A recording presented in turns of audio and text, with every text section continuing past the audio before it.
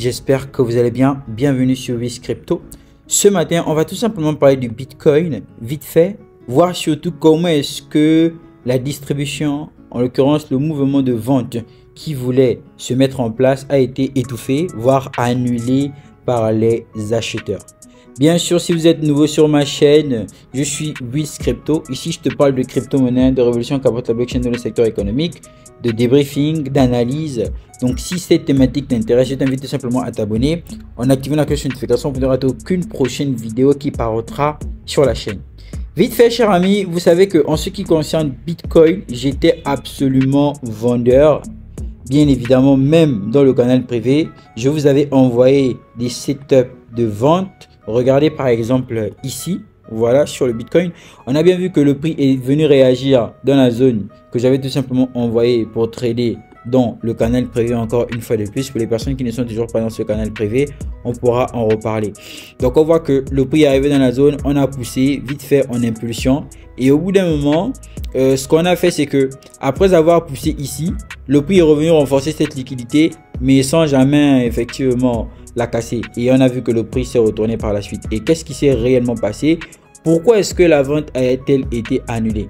Tout d'abord, il est important que je remonte en unité de temps pour vous expliquer un peu tout ceci. Alors, lorsqu'on arrive pratiquement en 2 jours, on remarque bien que nous sommes, d'abord on va même aller en weekly pour avoir une vue un peu plus intéressante, pour que je vous explique encore au mieux pourquoi est-ce que Bitcoin me mitige ou encore me mitigeait. Ok, regardez, lorsqu'on arrive en weekly, on voit très bien que là nous sommes dans la zone premium où le prix est potentiellement en train de consolider. Ok, et donc on était normalement censé au moins arriver dans une zone discount pour potentiellement pouvoir acheter, en l'occurrence dans cette base là.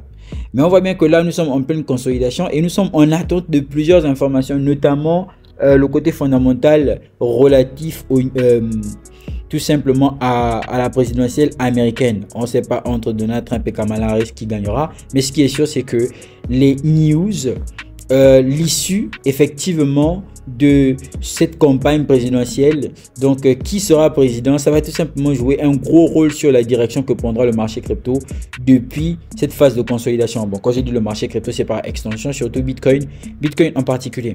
Donc ça, c'est ce qu'on peut déjà remarquer. On voit quand même aussi que dans cette zone premium, il y a quand même une grosse liquidité en attente ici. Donc à coup sûr, soit les décisions seront importantes pour le marché, on va étouffer le prix, ok, on va donc l'empêcher de chuter. On va étouffer le prix et on va partir à l'achat, ou tout simplement on va chuter comme ça, d'accord? Et là, si on part à l'achat de façon impulsive, c'est sûr qu'on pourra avoir un Bitcoin à 80 000 $ d'ici la fin de l'année 2024. Je pèse bien les mots, d'ici la fin de l'année 2024. Dans le cas contraire, on sera encore obligé de corriger pour tout simplement monter. Donc prendre cette liquidité pour tout simplement monter parce que c'est une grosse liquidité en attente. Comme a dit l'un de mes amis, quoi qu'il en soit, que ce soit Kamala Harris qui gagne ou bien Donald Trump, on aura forcément le bull market. En tout cas, lui, il a coupé court. Il a coupé court. Donc les gars, pour revenir un peu sur le mouvement baissier, comment est-ce qu'il a été étouffé? Pourquoi est-ce qu'il a été annulé?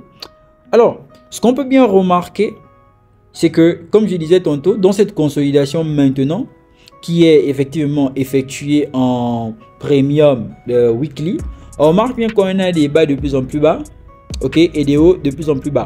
Donc techniquement, on a mis en place une consolidation baissière. Et donc, on voit bien que quand même, on a fait les prises de liquidité en liquidité et les liquidités, la dernière liquidité qui est le dernier mouvement qui est venu prendre cette liquidité là, on remarque bien que c'est lui-même une autre liquidité. Bon. Après, on a bien vu que le prix a évolué ici dans sa correction à l'achat. Donc, techniquement, des unités de temps comme 4 heures, 1 heure, on est aussi sur ce niveau-là. Et on est en train d'agir dans cette supply-là qui plus est un doji signature. Où on voit aussi qu'il y a une liquidité très proche qui est convertie, c'est celle de 70 000. Donc, normalement, dans cette zone, je m'attendais effectivement à ce qu'on fasse quoi? On chute pour venir chercher ces liquidités, au moins celle de 58 000. Parce que c'est effectivement le décompte qui a été mis en place. Et on voit bien que ici, il y a plusieurs décomptes internes qui n'ont jamais été complétés. Et que la liquidité la plus importante va potentiellement être celle de BCI, soit celle de 73 875 $. Donc, lorsqu'on va regresser effectivement en unité de temps, que va-t-on remarquer? Alors, chers amis, on se rend bien compte que ici, lorsqu'on applique la SMC, là déjà on a un faux mouvement qui s'est créé. Ici aussi on a un faux mouvement qui s'est créé.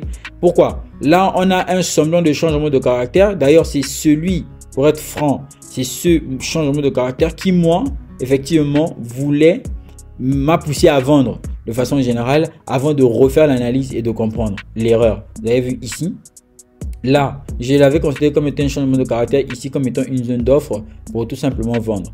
Je trouve que effectivement c'était un faux mouvement.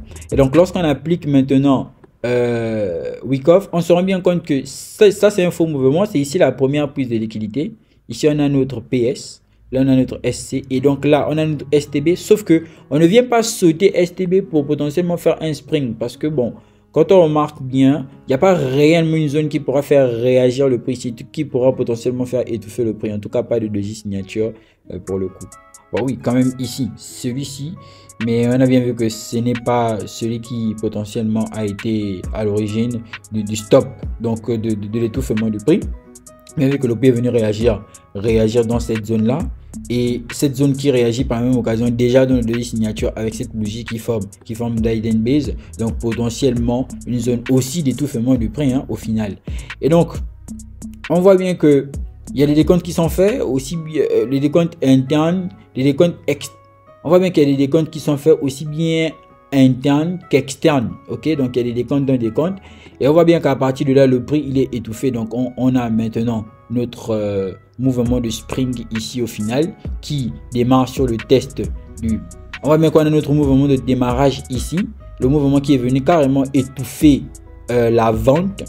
Et donc à partir d'ici, là maintenant c'était intéressant de chercher des opportunités acheteuses pour venir faire quoi au final maintenant, pour venir sauter cette liquidité qui est là. Bon, déjà celle-ci dans un premier temps, alors ces deux mèches là, et dans un second temps cette liquidité qui est en haut ici. Mais donc quand on regarde même toute la structure, on voit bien que nous sommes en consolidation dans cette zone de supply. Donc c'est comme je disais aussi dans l'une de mes analyses, une fois de plus on voit encore dans le canal privé mais aussi dans le canal public.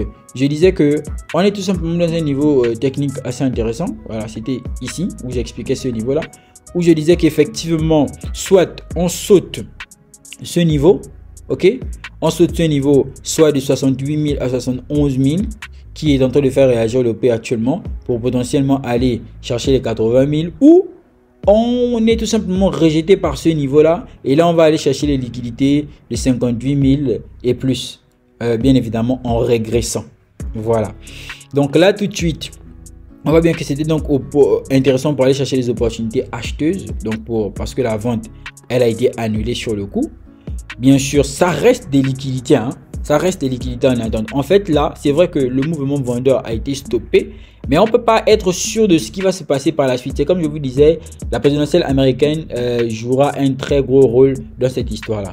Donc automatiquement là, puisque c'est la vente qui a été stoppée, ce que je vais faire c'est que je vais commencer à chercher les opportunités acheteuses. Donc quand on arrive ici en M5 potentiellement en très petite unité de temps, on se rend bien compte que là on a un BOS. Ok, là on a notre premier mouvement acheteur qui est ici, tous les décomptes il est complet, toutes les confirmations ils sont pour un buy. Et donc ensuite là on est venu réagir dans cette zone. Alors cette zone, pourquoi cette zone a fait réagir le prix comme ça? Parce que normalement c'était une potentielle zone de vente. Ok, lorsque je veux par exemple revenir en 2 heures, on remarque bien que ici on était clairement dans une hidden base là, donc c'était normalement une zone qui devait faire réagir le prix et c'est effectivement ce que la zone a eu à faire, bien que la réaction de vente n'a pas été concluante, mais au moins le prix il a réagi. Et donc à ce niveau il y a un schéma de création de liquidité qui se met en place, dans le sens où là on a une liquidité, ok, création de liquidité, le prix revient prendre cette liquidité, il réagit dans cette zone là, et cette zone précisément c'est quoi? C'est aussi une zone d'étouffement de prix, en l'occurrence une hidden base. Et donc là je laisse le prix démarrer. En démarrant on voit très bien qu'il fait quoi? On voit très bien qu'il crée son BOS, et après avoir créé le BOS, naturellement il revient dans la zone de liquidité qui est là, enfin il revient prendre la liquidité qui est ici. Et qu'est-ce qui me permet de rentrer dans cette zone là, en l'occurrence ce re-entry? C'est tout simplement parce que lorsqu'on monte en unité de temps supérieure, soit en 10 minutes, on se rend bien compte que Ici, on avait une hidden base, donc pour raffiner le niveau. Et donc, on se rend bien compte qu'en raffinant le niveau, c'est cette bougie-là, qui est susceptible de faire quoi? Réagir le prix. Donc là, le prix, il réagit, je mets mes ordres de limite et je vais tout simplement me coucher. Résultat, le matin, assez concluant. Et d'ailleurs, j'expliquais même ça dans le live hier aux membres du canal privé encore une fois de plus, que après ce BOS, prise de liquidité, schéma classique, hein, très plus simple. Il n'y avait rien effectivement de compliqué ici. Donc là, on avait de la liquidité sur des equal low. Ici, le mouvement qui est venu réagir comme ça en montant, puis effectivement est revenu pour remonter. Bah, ici, c'était tout simplement de l'IDM. Voilà. Donc, il n'y avait rien de compliqué, rien, disons, d'exceptionnel dans tout ceci. Pour l'heure, j'ai toujours mes positions acheteuses maintenant. Et je vais voir comment le prix évolue. Bien évidemment, je me sécurise à chaque fois. À chaque fois, je fais des break-even parce qu'effectivement, comme je vous ai dit, le but, c'est d'aller chercher la liquidité qui est en haut, comme je vous ai montré en début de vidéo. Et cette liquidité qui est en haut, c'est potentiellement celle-ci et enfin cette liquidité qui est là. Donc chers amis, voici ce que j'avais à vous montrer sur le Bitcoin. Bien évidemment, je vous sortirai aussi une vidéo autre que celle-ci, assez intéressante, sur une performance incroyable qui a été réalisée par l'un des membres du canal privé et ex-étudiant en formation, qui a été faite effectivement sur la crypto-monnaie Nero. Donc j'avais tout simplement envie de vous faire ce débriefing là ce matin. Je vous souhaite tout simplement un bon lundi, en l'occurrence aussi un très bon début de semaine. C'était Wiz Crypto. Bien sûr, pour les personnes qui sont encore nouvelles, comme disais-je tantôt, vous avez tout simplement la possibilité de vous abonner, c'est gratuit. Et pour toutes les personnes qui effectivement voudront rejoindre le canal privé, nous sommes 347, vous avez la possibilité de voir mes analyses que je viens faire, mes positions en trading que je viens apprendre tout simplement. Donc si tout ceci vous intéresse, vous avez la possibilité de cliquer dans le lien en bas de la description. Par la même occasion, ici vous avez la possibilité de rejoindre le groupe public en cliquant aussi dans le lien en barre de description. Voilà, ou aussi là-bas aussi je vais partager des débriefings de mes analyses. C'est toujours un réel plaisir, chers amis. Allez, on se dit à très vite. Peace out.